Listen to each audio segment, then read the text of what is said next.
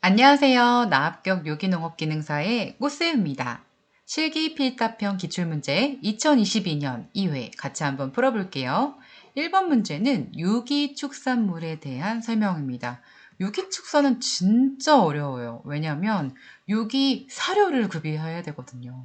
이게 일반 사료보다 엄청 비쌉니다. 요새 곡물가 폭등 때문에 굉장히 축산가가 어려워하시는데 거기다 유기가축을 기르시는 분들은 100% 유기 사료를 하셔야 되니까 그게 굉장히 어렵죠. 비싸고. 자, 반추가축에게는 당근 먹이, 사일리지만 그러니까 이제 우리 논벼에 있는 그런 마시멜로 같은 거 있죠? 그것만 급여하지 않으며 비반축 가축도 가능한 조사료를 급여해야 된다. 맞고요.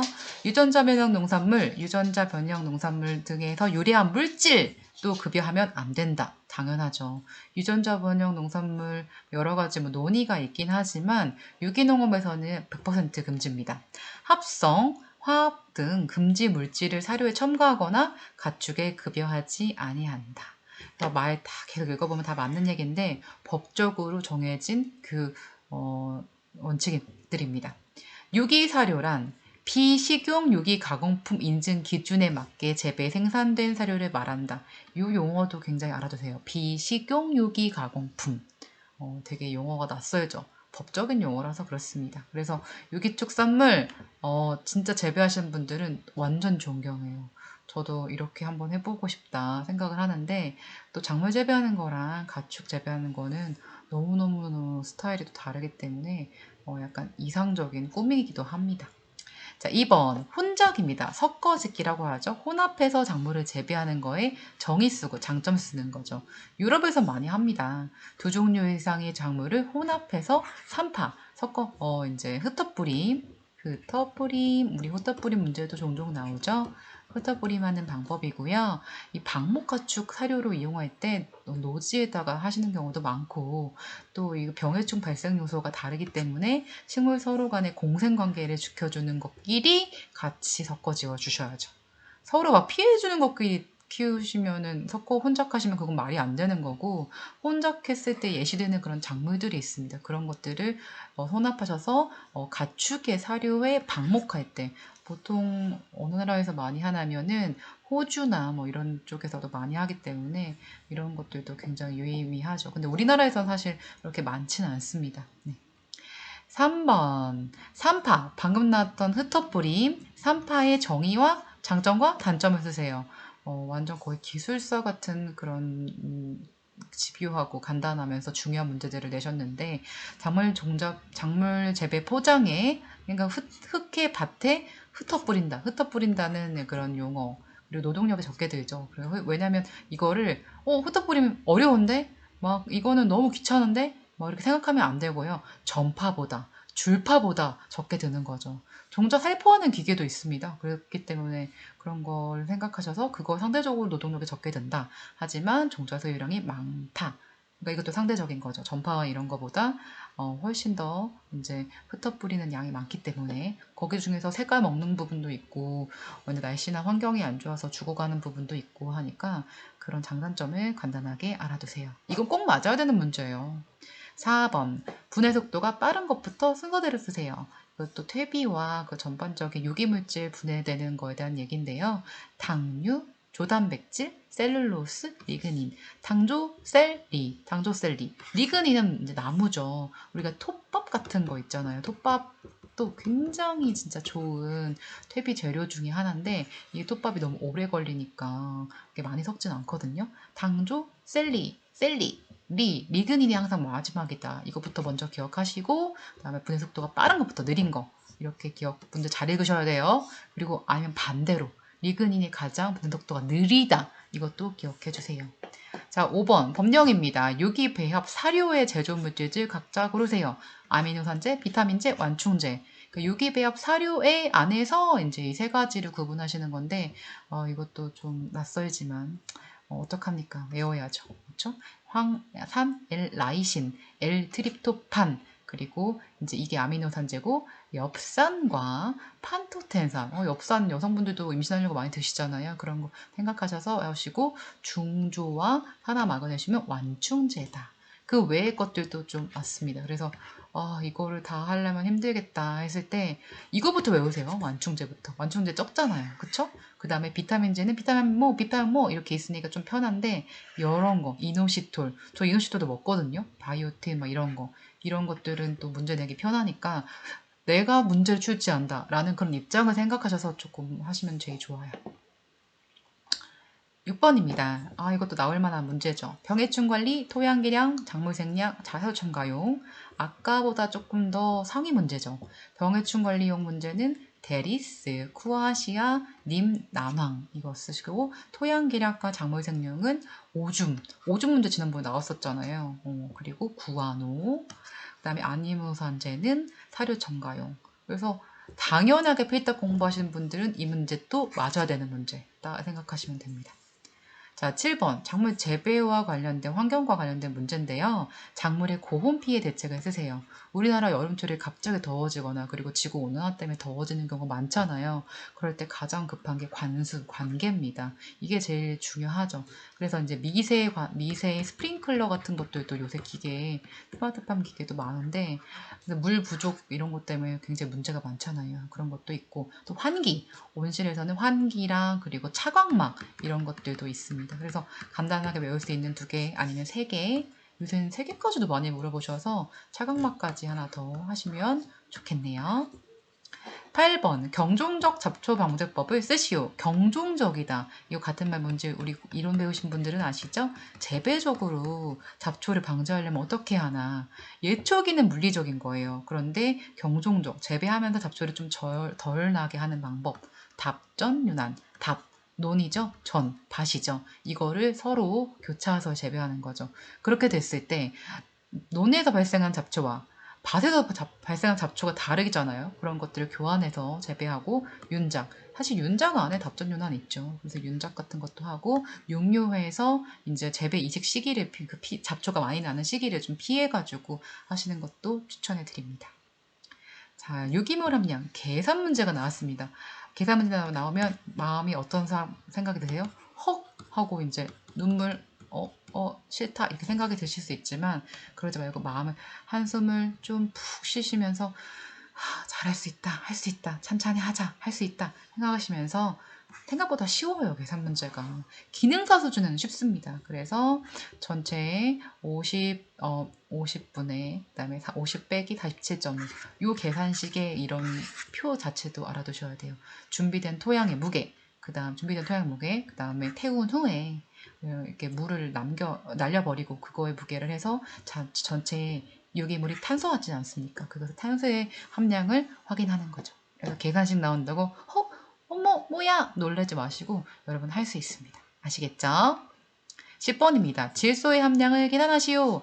맨날 탄질류 문제 나오고 탄질류 높은 것만 나오다가 계산 문제 또 나왔네요. 이것도 탄질류, 탄소, 질소의 비율이니까 그거에 맞춰서 탄소 함량 50, 그 다음에 탄질률이 25래요. 그러면 이제 이거는 산수 문제입니다. 이거 계산하시면 되고요. 11번 질소 기하 현상, 질소 기하 현상에 대해서 질소가 부족하다는 거죠. 그거에 대한 정의를 쓰세요.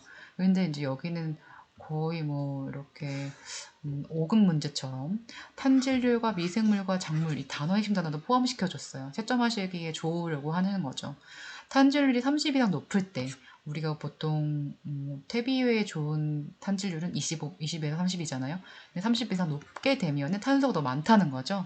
그렇기 때문에 미생물이 토양에 있는 질소를 이용을 많이 하기 때문에 작물은 일시적으로 질소 부족을 일으키는 현상입니다. 그래서 이런 것들을 정의 쓰라는 건요. 손으로 적고 쓰던지 입으로 되뇌이셔야 돼요. 처음부터 잘하는 사람 어디 있어요. 차근차근 하는 거죠. 탄질률 30% 이거 꼭 기억하셔야 되고 뭐가 이제 미생물들이 뭐를 이용해요? 토양 질소를 이용하기 때문에 작물이 일시적으로 질소가 부족하다. 이런 것들 입으로 되뇌이셔야 됩니다. 한번 따라해 볼까요? 토양에 탄질률이 30 이상 높은 유기물을 넣었을 때 미생물이 원래 토양에 있는 질소를 이용하기 때문에 작물이 일시적으로 질소 부족 증상을 일으키는 현상이다. 이 문장이 매끄럽지 않으면 여러분만의 언어로 한번 해보시면 그게 가장 좋은 방법입니다. 그게 교육 방법에서는 하브르트 학습법이라고 얘기를 많이 해요. 유대인 교육법이라고 하는데 여러분 충분히 할 수 있습니다. 자주 나왔던 문제입니다. 천적 문제. 세균곰팡이, 풀잠자리, 진디벌, 기생벌. 이게 어떤 거냐 했을 때 반대로 문제 나온 적 있죠? 세균곰팡이. 우리가 이제 미생물들인데 병원성 미생물. 자, 그런데 풀잠자리는 포식성. 씹어먹는 거죠. 잠자리. 진디벌, 기생은 기생벌. 또 이것도 쉽게 풀 수 있는 문제입니다. 13번 토양 유기물 하트 저 유기물 좋아해요. 유기물의 유지 방법 3가지 쓰세요. 녹비작물, 녹색 비료작물 재배하고 재배했던 작물을 토양에 환원시키고 그리고 유기질 비료 같은 걸 시비하고 제가 진짜 좋아하는 그런 농업 회사가 있거든요. 완전 저는 농업 덕후잖아요. 농업에 미친 사람. 저는 흑살림이라는 회사를 너무 좋아해요. 흑살림. 흑살림 사장님도 너무 회장님도 너무 존경하고 완전 빠순이. 저는 왜 그럴까요? 성격이 원래 그런가 봐. 흑살림에서 유기질 비료 사시면 좋아요. 전 진짜 이 회사에도 들어가고 싶었어. 옛날에 진짜 흑살림 너무 좋으신 분들 많으세요. 사랑해요 흑살림. 여기서 받은 거 아무것도 없어요. 그냥 이건 팬심. 전 농업인 덕후, 농업 회사의 빠순이, 농기계나 뭐 농자재 막 그런 거에 막 푹 빠져 있는 사람이거든요. 너무 TMI였습니다. 아니면 객토나 경운한다. 이러려면요, 여러분 굴삭기 기본이죠, 농기계. 그 다음에 아니면은 또 뭐가 있을까요? 로터베이터에다 모두 다셔야 트랙터에다 로터베이터 다셔야 되죠. 농기계 운전 기능사와 굴삭기 이런 것도 꼭 취득하셔야 됩니다. 하고 싶은 말이 많지만 시간 관계상 여기까지 할게요. 자, 14번 토양 구분 삼각도 우리 예시 문제 나왔던 것 중에 하나입니다. 그래서 각각의 모래, 미사, 점토 모래, 미사, 점토 모래 어딨죠? 40 그리고 미사 어딨죠? 10 그리고 점토 어딨죠? 50 그래서 이렇게 만나는 부분들 이렇게 보면 식토입니다. 그렇죠? 그런 것들을 생각하시고 교차하는 부분이 있다. 만나는 부분 그러면 작은 입자, 점토 함량이 많은 거 위주로 이제 토성을 구분합니다. 자, 질소기화 현상. 질소기화 굉장히 질소기화 현상이 일어나기 쉬운 순서대로 쓰세요. 톱밥, 볏짚, 밀집, 호밀. 이거 진짜 어려운 문제 아닙니까? 저도 못 풀 것 같아요. 이런 거에 대한 탄질률까지 다 알아야 된다니까 너무 빡세다 이런 생각이 좀 듭니다. 그래도 나왔으니까. 네. 실제 만약에 여러분들이 생각해보세요. 내가 퇴비 만드는 사람이다. 그러면 이거에 대한 것들을 고민해서 나만의 레시피, 토양 레시피를 만드셔야겠죠. 그런 것들도 알아두셔야 되는 거죠. 그렇죠? 16번 포장재입니다. 포장재 굉장히 중요하죠. 유기농산물 재배하고 이것을 장기간 보관하는 게 농산물의 굉장히 중요한 이슈 중에 하나인데 MA 저장, 작물 호흡에 의해서 산소 농도는 감소하고 이산화탄소 증가하고 MA 필름이 중요한 거죠. 그러니까 이제 우리가 비닐 필름 이게 아니고 우리가 눈에 보이지 않지만 그 미세한 구멍들이 있어요. 그래서 그 수확 후 관리 기술 같은 것도 굉장히 중요한 산업 소재 중에 하나예요. 그래서 농업에는 할 게 되게 많은 거죠. 다른 CA 저장, 이건 꼭 나올 것 같은 문제고, 그 다음에 저장은 과거에 했던 그런 옛날 방식인데, 이것도 트레디셔널 한 것 같아요. 네. 17번. 10년 이상 휴작하는 작물. 우리 필기에서 많이 나왔던 건죠? 아마 인삼. 그 외에도 많이 있겠지만, 대표적으로 나오는 문제들입니다. 이건 좀 쉬운 거죠. 자, 18번. 생물학적 요소가 아닌 것은 농약, 다이옥신, 화학적인 거죠. 그래서 답은 2. 농약과 다이옥신입니다. 응고제 역할을 하는 것은 우리가 이것도 법령에 나온 교재 맨 뒤에 나와 있는 그 응고제 역할이 무엇을 할까 했을 때 응고제의 종류를 모르시는 거예요. 근데 보기를 줬으면 좋았겠는데 실제 문제를 제가 이거를 실제 시험장 가서 보진 않았거든요. 제가 이번 연도에 시험장 가서 한번 봐야 될 것 같아요. 전 가끔씩 기능사를 봅니다. 마그네슘, 염화칼슘, 황산칼슘, 조제, 해수 이런 것들이 유기 가공식품을 만들 때 식품 첨가물, 가공 보조제로 사용 가능한 물질들이에요. 20번입니다. 유기축산물 및 비식용 유기 가공품 중 사료로 직접 사용되거나 배합 사료로 원료를 가용한 물질을 고르세요. 그래서 이거 사료에 대한 식물성, 동물성, 광물성 이런 것들을 이제 구분할 줄 아냐 이런 거죠. 그래서 서류, 감자, 고구마, 곡류, 당연히 미고기나 이런 거 아실 거고, 그다음에 제약 부산물, 그 약을 만들고 나서 그 부산물들이 이제 식물성입니다. 아마 요거 헷갈리셨을 거예요. 제약 부산물. 동물성은 곤충. 여러분, 우리가 축산에도 곤충이 포함됩니다. 여러분, 양봉하시는 것도 축산이에요. 네. 그리고 플랑크톤류 이런 것도 식물성 같지만 동물성이라는 거. 그래서 아마 플랑크톤류랑 제약류 부산물 헷갈리셨을 거예요. 식염류, 인산염류는 당연히 느낌상 딱 글씨만 봐도 광물성인 거죠.